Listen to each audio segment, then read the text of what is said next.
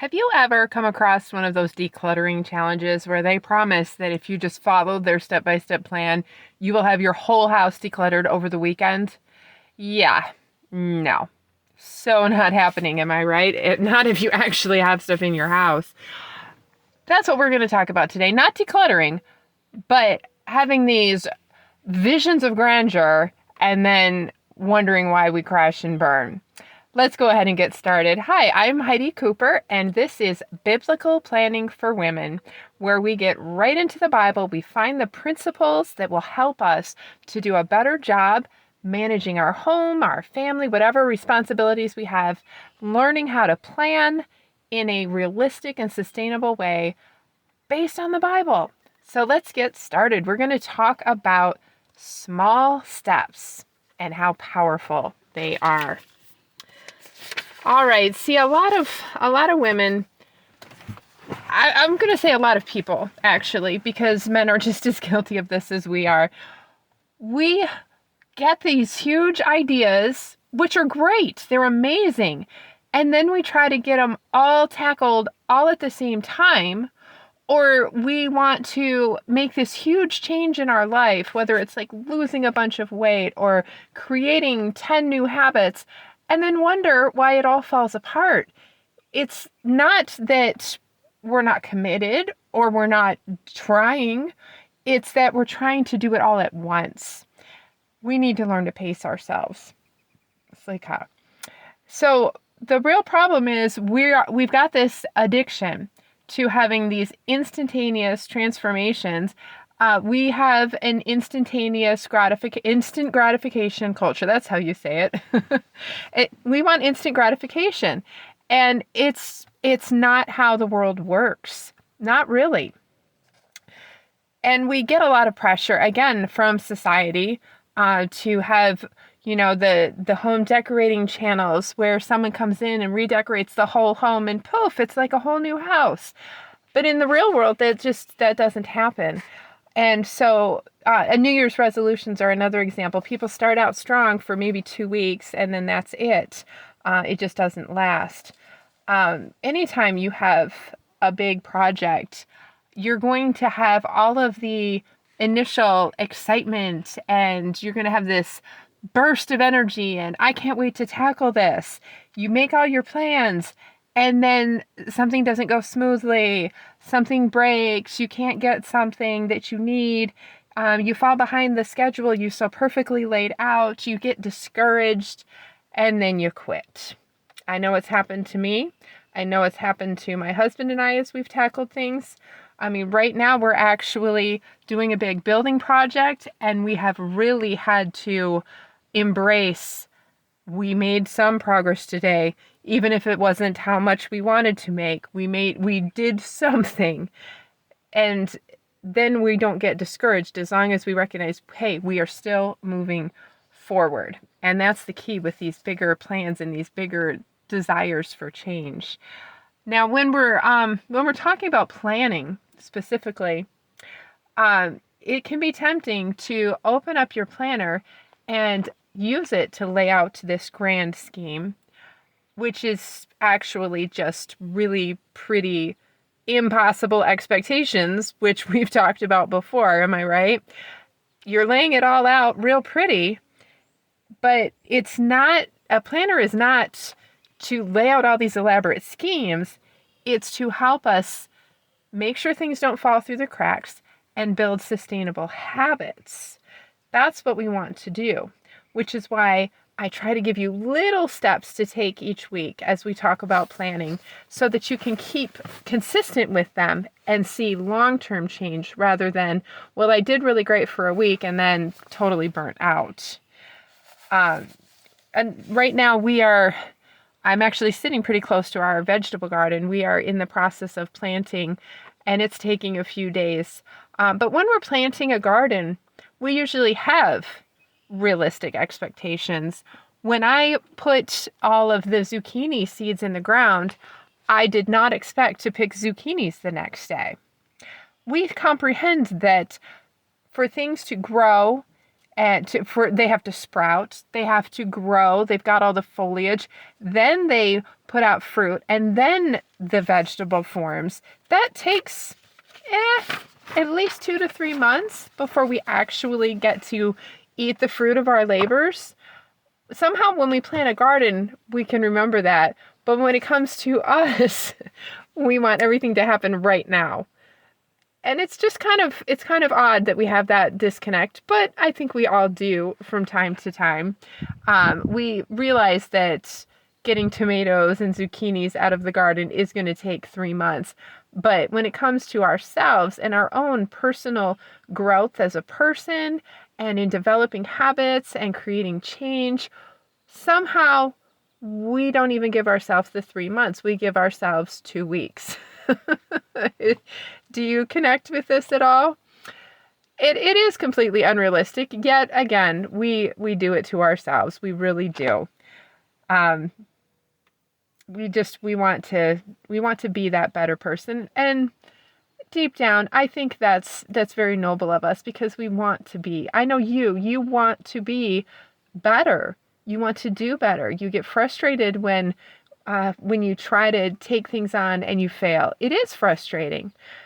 But I want to help you to actually have sustainable growth, have sustainable change in how you are working through your week and how you are tackling bigger projects. And the key is to have small, consistent, faithful steps. That's what gets a job done. And that goes for whether you have a bigger, like we're working on a building project, whether you have something like that, or whether you're trying to create change in how you manage your home and make sure that you are doing a better job at being prepared for what's coming ahead. The key is in faithful, small steps. And we learn that first in the Bible. I want to take you over to the book of Isaiah today. Isaiah chapter 28 and verse 10. And you've probably heard this verse before, but I thought it was so fitting for this idea of taking small, consistent steps. Isaiah 28 verse 10 says, "For it is precept upon precept, precept upon precept, line upon line, line upon line, here a little, there a little." This idea of just a little bit more, that applies so much in our everyday life and in bigger projects. I am currently working on a wedding hoopah for my daughter's wedding, and I had to kind of break it up because I'm crocheting this big lacy hoopah. I had to start like counting rows and say, okay, I can get this far by this date if I do this many rows per day.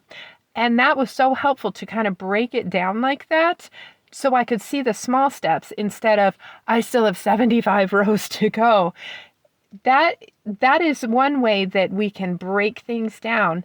And another thing is simply to look at the small actions that you are taking every day to change your habits, to build new habits. This is that precept upon precept, that line upon line. We are building a little bit at a time, because the way Yah works in our lives, it's gradual. It's over time. His timetable does not look like ours. He is not an instant gratification God by any means. He took 40 years to take them across the wilderness. Well, I take that back. That was partly their fault. But he was teaching them all along the way, a little at a time, to make them the people that they needed to be so that that next generation could go into the land. That is a big way that he works in our lives, is a little at a time each day over the long term. So when you look at actually creating change in your life and being able to measure that, success does not equal instant change. It does not equal doing everything perfectly either. It's that showing up each day to do those small steps, learning to be consistent over time. That's what creates lasting change in a person. And I just want to give you some examples of that. For example, we've been talking about planning meals. Each meal that you planned ahead for and were able to cook and bring to your family is one more step in that direction towards not having that mealtime stress. Each meal counts. Each time that you're able to take a few minutes and get into your Bible and spend some time with the Lord, that's a small step towards that spiritual growth that you're seeking after. It's not necessarily, I read through the entire book of Deuteronomy today. I remember doing that in college, and you get kind of saturated. The idea is to show up every day, even if it's a small passage. Every time that you remember to sweep the floor, that's a step forward.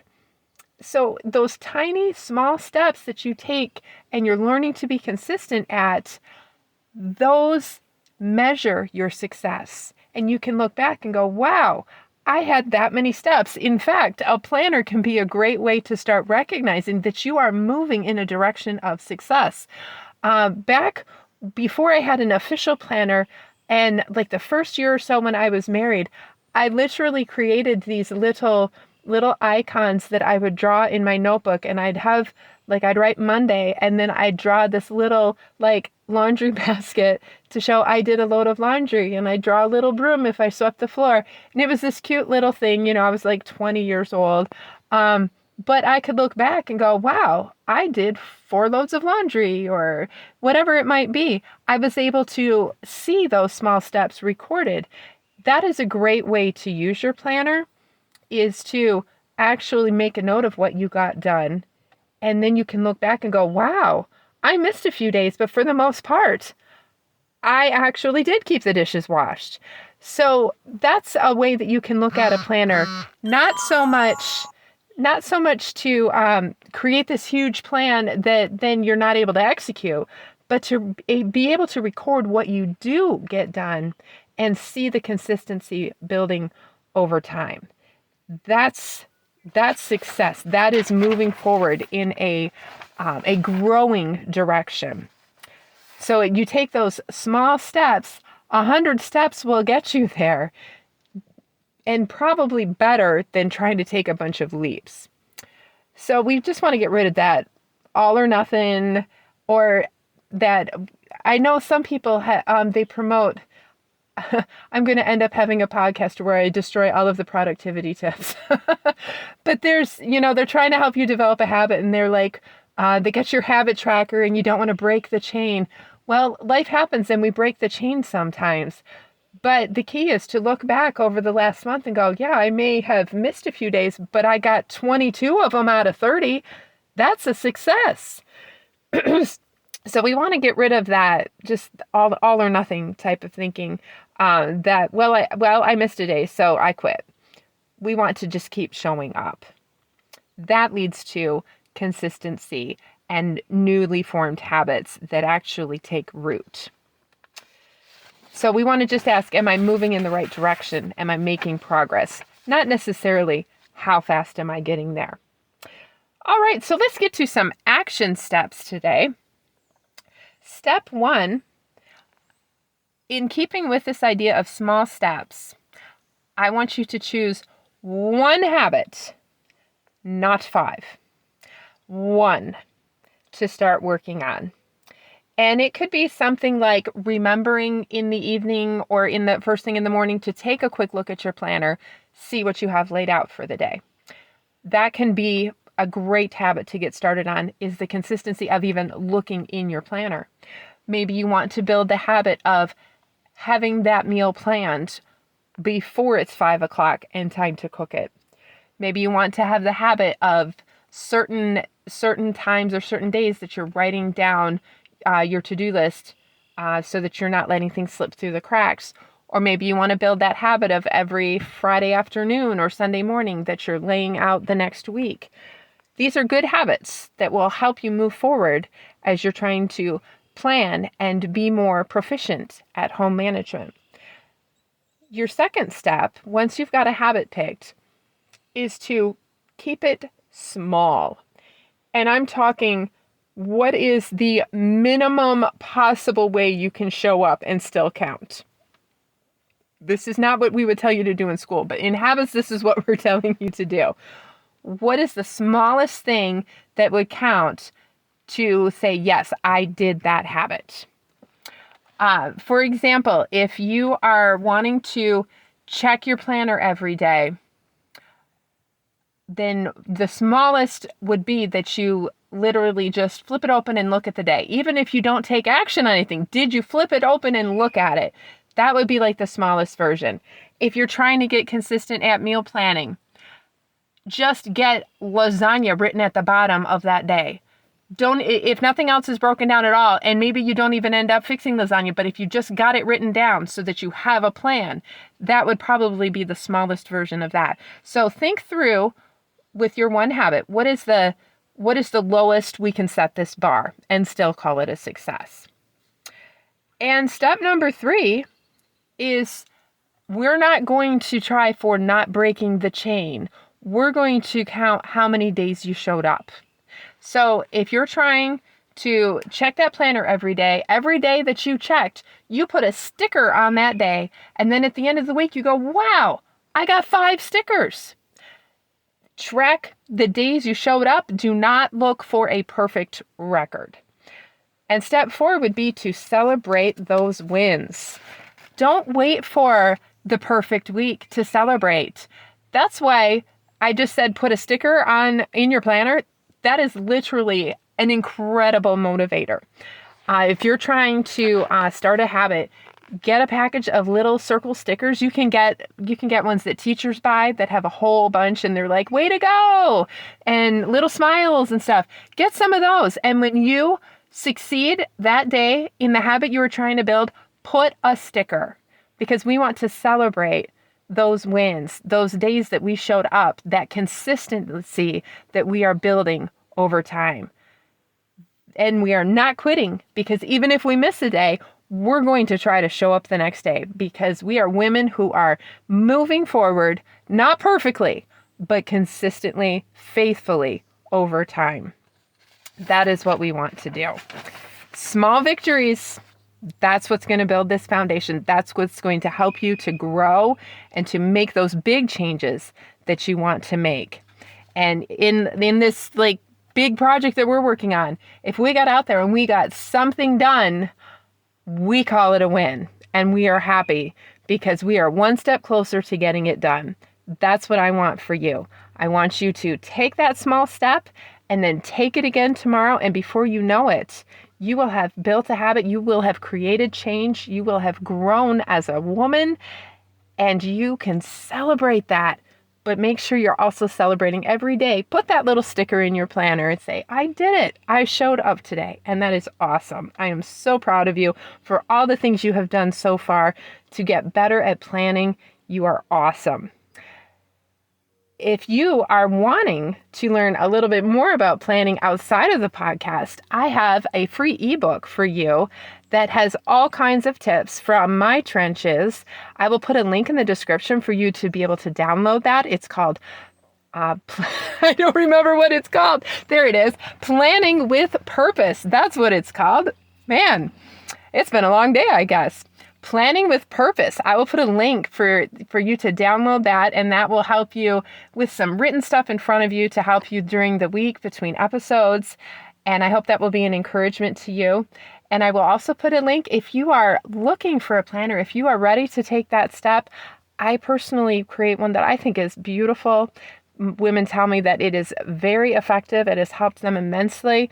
I've been putting it out for several years. I will put a link to my planner that is very customizable that you can explore as well. So let's just take those small steps this week. Does not have to be perfect. I am not expecting you to be perfect, but I do want you to show up, take those small steps. And next week, you're going to be closer to where you want to be than you are right now. And that is something worth celebrating. So just take that next step. You've got this. All right. I will talk to you in the next episode. Bye-bye.